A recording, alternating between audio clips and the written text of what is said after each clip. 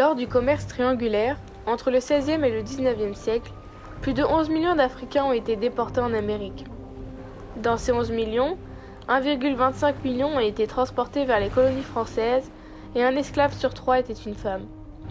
Pourtant, on ne sait pas grand-chose sur ces femmes. On connaît leur statut décrit dans le Code noir. Elles sont, comme les hommes, des objets meubles. La seule différence réside dans l'article 12. Un enfant né d'une mère esclave sera esclave. Cet article sera très largement exploité après l'interdiction de la traite en 1815. Les naissances sont alors favorisées dans le but de fonder des familles et d'augmenter le nombre d'esclaves.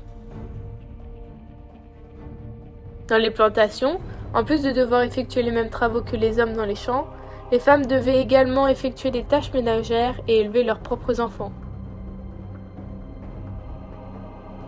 Mais la plupart étaient surtout des esclaves de maison. Elles s'occupaient des enfants des maîtres, du ménage et étaient aussi beaucoup exploitées sexuellement par les maîtres de la plantation. Nous n'avons pas beaucoup de témoignages sur les femmes, et ceux que nous avons sont très peu connus. Dans les livres d'histoire, nous retenons dans la lutte pour l'abolition de l'esclavage les noms de John Brown, Toussaint Louverture ou encore Bartholomé de Las Casas. Mais qui sont ces femmes qui se sont battues tout aussi vaillamment dans la lutte marronne anti-esclavagiste et quelles sont leurs histoires? C'est ce que nous allons découvrir au fil de ce documentaire qui retrace la vie de ces symboles féminins oubliés. C'est à leur tour de se faire entendre, c'est à leur tour de sortir de l'ombre.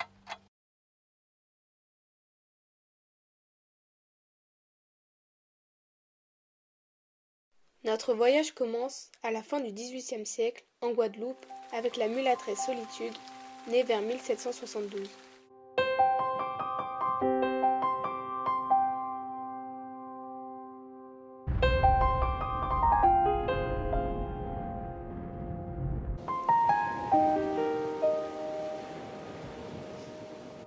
Alors mulâtresse, ce n'est pas son vrai prénom, c'est un surnom. Son vrai nom c'était Rosalie, mais ça on ne peut pas en être vraiment sûr parce qu'on n'a pas les preuves nécessaires. Alors mulâtresse en fait ça vient de mulâtre qui vient lui-même de mule. C'était un terme utilisé par les colonisateurs pour montrer à quel point ils jugeaient les unions africains-européens contre nature. Toutefois en fait ce surnom il nous permet d'avoir des renseignements sur l'origine de la mulâtresse Solitude. On comprend alors qu'elle était d'une mère esclave, puisqu'elle est elle-même esclave, et d'un père blanc.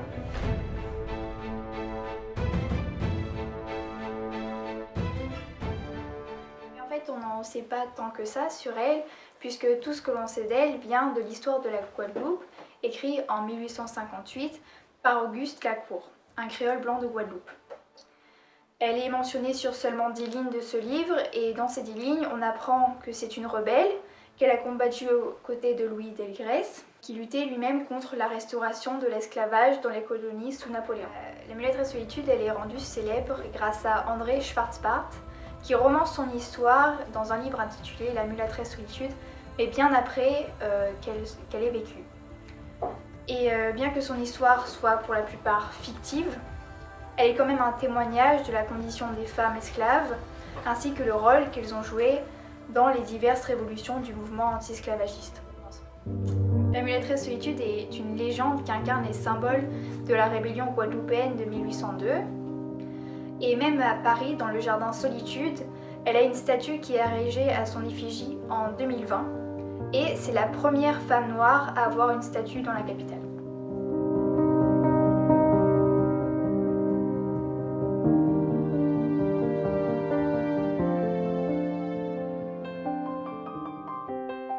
Naviguons maintenant jusqu'aux côtes de Haïti pour y rencontrer Sanité Belair, lieutenant de Toussaint Louverture qui s'est battu pour l'indépendance haïtienne. Sanité Belair était une ancienne esclave de l'île de Saint-Domingue, aujourd'hui appelée Haïti. Elle a participé au premier soulèvement d'août 1791 aux côtés de Toussaint Louverture. En 1796, elle a épousé Charles de Belair, lieutenant et neveu de Louverture. Et indépendamment de son mari, elle a gravi les échelons au sein de l'armée. C'était une femme exceptionnelle, forte et déterminée qui s'illustrait dans toutes ses batailles. Ensuite, elle a continué à se battre contre les armées napoléoniennes en 1802, aux côtés de Toussaint Louverture, contre le rétablissement de l'esclavage et pour l'indépendance haïtienne. Même quand Louverture se fait capturer et envoyer à Douvres, elle continue de se battre avec son mari. Elle repousse les assauts des troupes du général Leclerc. C'est le siège de Crète à Pierrot qui a été fatal aux Bédères. En effet, ils sont capturés et Sanité est condamnée à être décapitée. Elle est accusée d'être une rebelle et d'avoir fait exécuter un jeune blanc. Jusqu'à ces derniers instants, elle a été forte et a refusé d'être décapitée et a demandé à être fusillée, comme un homme. Elle a même refusé de se faire bander les yeux, comme il le dit Thomas Mathieu dans l'Histoire d'Haïti, écrit en 1847. Sanité refusa de se faire bander les yeux. Le bourreau, malgré ses efforts, ne put la faire courber contre le billet. L'officier qui commandait le détachement fut obligé de la faire fusiller.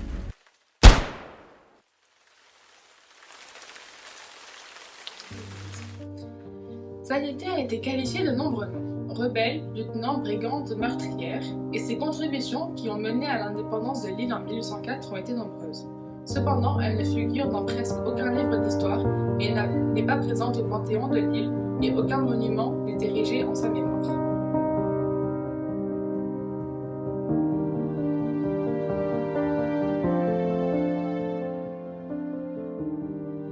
En France, il y a très peu d'informations sur les femmes esclaves, dans les autres pays, un peu plus. Surtout aux États-Unis, où des femmes esclaves ont laissé des ouvrages, des recueils de poèmes ou des textes. Continuons alors notre voyage en Jamaïque, alors qu'elle était encore une ancienne colonie anglaise, afin de rencontrer un autre emblème de la lutte marronne, Queen Nanny. Alors Nanny, elle est née en 1680 au Ghana dans la tribu Ashanti. Elle est déportée en Jamaïque et avec ses frères est vendue à la colonie de canne à sucre de Saint-Thomas, près de Port-Royal. Les conditions y sont particulièrement difficiles et du coup elle décide de s'échapper avec ses frères et quelques esclaves et ils se réfugient dans les Blue Mountains qui sont considérés très hostiles à la population. Alors avec cette fratrie, ils vont fonder plusieurs colonies marronnes, par exemple Cudjoe Town, Accophong Town et bien sûr Nanny Town. Et c'est à ce moment-là que Nanny devient Queen Nanny, c'est-à-dire la reine Nanny.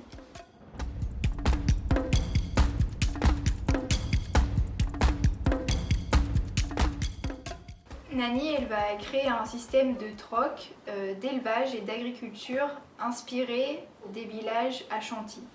Les habitants de Nannytown vont se faire prénommer les Windwards et ils vont vraiment survivre face aux assauts des colonies britanniques. Et c'est vraiment grâce aux stratégies militaires de Nanny qui était vraiment une brillante stratège et c'est ça qui va leur permettre de tenir bon.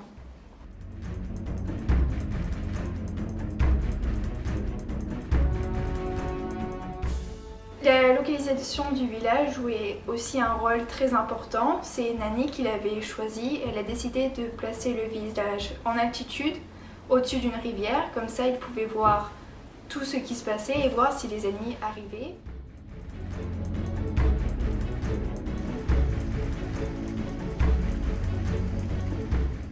Il y avait également constamment des guetteurs qui faisaient le tour du village.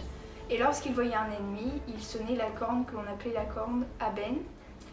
Il y avait également qu'une seule entrée et qu'une seule sortie pour le village, ce qui permettait de mieux le défendre. Nanny organisait des raids dans les colonies pour aller libérer des esclaves, mais également pour chercher des armes et de la nourriture. Et en 30 ans, en seulement 30 ans, elle a libéré plus de 800 esclaves qui ont eux-mêmes rejoint les communautés marronnes, soit les siennes, soit celles de ses frères ou même d'autres. On lui attribuait des pouvoirs divins d'Obéa. C'est une croyance issue de tribus africaines.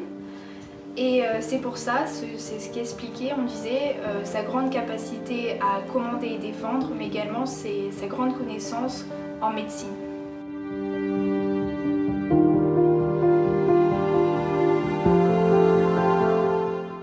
La mulâtresse Solitude et Sanité Belair, son histoire provient plus d'histoires orales que de récits écrits.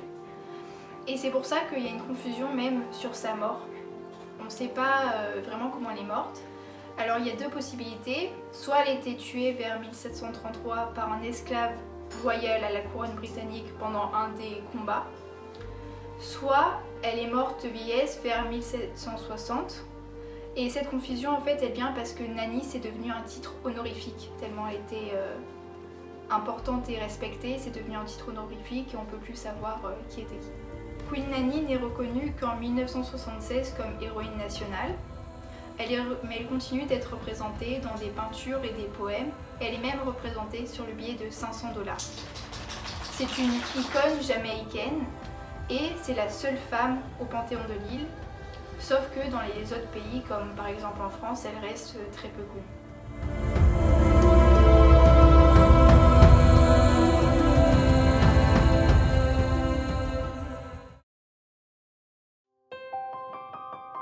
Pour finir, nous allons rencontrer Harriet Tubman et découvrir ce qui fait d'elle un symbole de courage et de détermination. Harriet Tubman était peut-être la plus connue des chefs de réseau du chemin de fer clandestin. Pendant une dizaine d'années, elle a effectué pas moins de 19 voyages dans le sud et a escorté plus de 300 esclaves vers les États libres ou le Canada. Et comme elle l'a fièrement précisé une fois à Frederick Douglass, pendant tous ces voyages, elle n'a jamais perdu un seul passager. Harriet Tubman est née esclave dans le comté de Dorchester dans le Maryland vers 1820. De parents esclaves et de nom biologique Araminta Ross, elle a été élevée par sa grand-mère trop vieille pour travailler. À l'âge de 5 ou 6 ans, son maître, Edward Brodas, l'a prêtée à un couple avec lequel elle travaillait la couture et avec qui elle était régulièrement battue.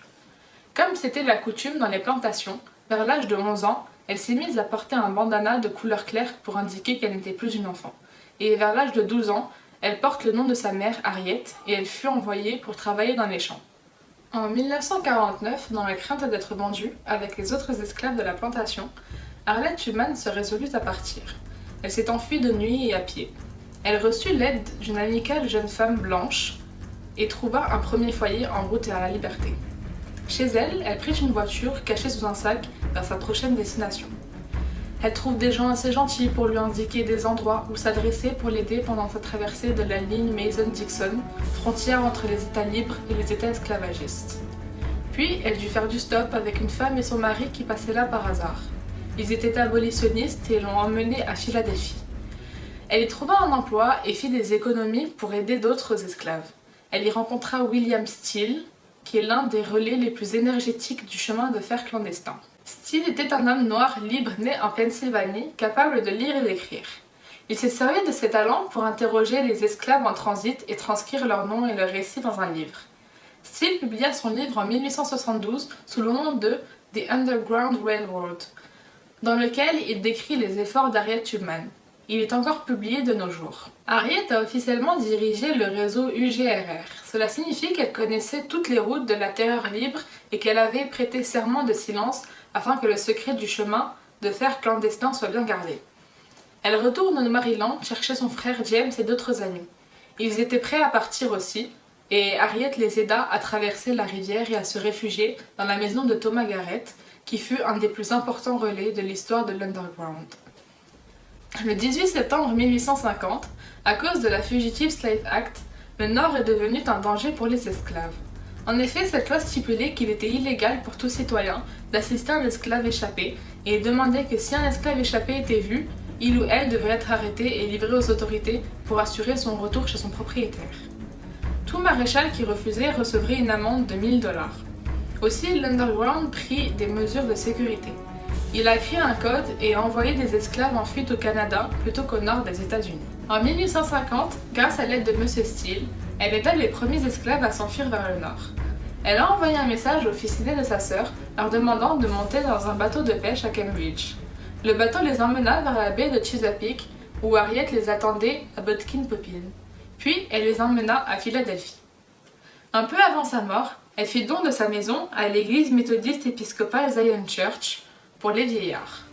Morte le 10 mars 1913, elle a été enterrée avec les honneurs militaires au cimetière de Fort Hill. Depuis sa mort, Harriet Tubman a reçu de nombreux honneurs. Le dernier est un timbre émis en 1995 par l'US Federal Gouvernement.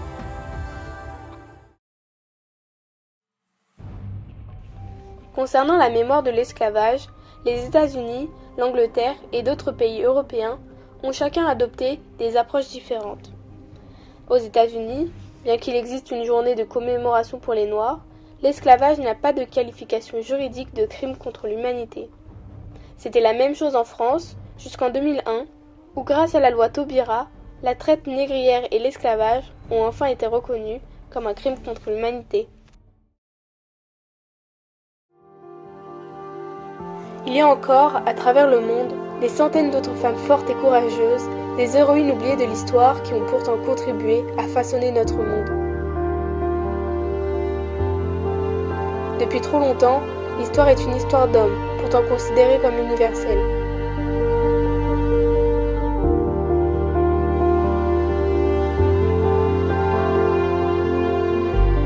Il est temps de désocculter le récit et la vérité de l'autre moitié du monde. C'est à leur tour de se faire entendre, c'est à leur tour de sortir de l'ombre.